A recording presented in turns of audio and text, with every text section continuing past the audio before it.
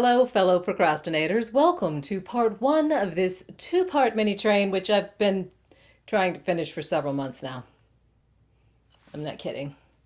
At least I'm on brand. Today we're going to talk about starting things, or rather not starting things, and why we don't start them and how we change that so that we do start them. So let's get started.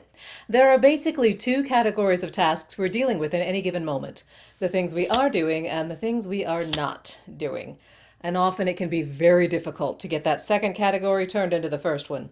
We all struggle with it, and it is not a new problem. There are actually a couple of ancient Egyptian hieroglyphs that are understood to be talking about procrastination. But what causes it? Why do we do it? Well, let's get nerdy because I love this kind of stuff. When it comes to personal productivity, there are two parts of the brain that primarily come into play. The first is the limbic system, which is deep inside your brain and includes things like the hippocampus and the amygdala. Oh, yeah, which are words I'm sure we all remember from high school biology class. The limbic system is in charge of our behavioral and emotional responses, and it runs on autopilot. If you are experiencing hunger, or you feel in danger, or you really want to spend the next few minutes trying to balance a pencil on its end, it's the limbic system telling you that. The limbic system lives in the moment, and it doesn't care about the future, your plans, your goals, anything beyond this moment. It's kind of our brain's default setting, and it's looking for instant gratification. It wants comfort, it wants easy, and it wants it now. The second important section of the brain here is the prefrontal cortex. It's located at the front of the brain. This is the section that plans and makes decisions. This is where our cognitive powers come from. It's what generates ideas and creativity. What are you eating? The problem is the prefrontal cortex has no autopilot. It requires effort. Unless we are deliberately and actively thinking, the limbic system will override the prefrontal cortex and we instinctively and thoughtlessly start looking for the most comfortable option. I think you can see where I'm going with this. When faced with a difficult, annoying, or frustrating task, our limbic system, the autopilot, would just rather not, thank you very much. You are fighting a physiological response. We have to get the prefrontal cortex involved to go from task we are not doing to task we are doing, and that takes work, which we just as soon not do. There are a few basic things we can do to help ourselves. The first idea is to write things down in an organized way.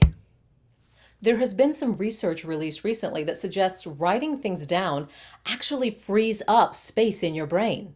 If you put a note in your favorite reminder app or the little notebook you carry with you to pick up milk on the way home, your brain won't have to keep cycling that information to try to keep it fresh and keep from forgetting it, which you know you'll probably do without help. Another thing is to utilize your brain's natural neuroplasticity. Neuroplasticity is the brain's ability to change itself, including forming new neural connections in response to conditions and experiences. We can teach our old brains new tricks, but it's kind of like going to the gym. You can't change your brain in an instant.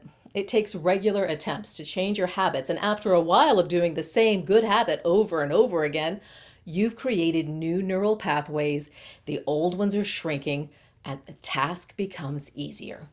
You can also affect your brain's neuroplasticity by trying something new. Learn a new language or skill, do some puzzles, travel someplace you've never been, create some art or play an instrument. With repeated and specific work towards a desired change, we absolutely can rewire our brains. And don't overestimate what accomplishment looks like. If you haven't completed all your projects, rearranged your workspace, replied to all emails, and saved a school bus full of children from plunging off a cliff, then it can feel like you haven't had a productive day.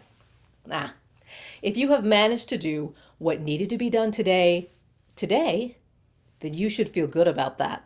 It was a productive day. Finding that positive element, whatever it is, each day goes a long way towards developing a positive mindset, which has been proven in multiple studies to be a key element in improving productivity. Those are good places to start, but in part 2 of this Procrastination Mini-Train mini-series, I'm going to introduce 5 solid techniques for beating back that procrastination habit.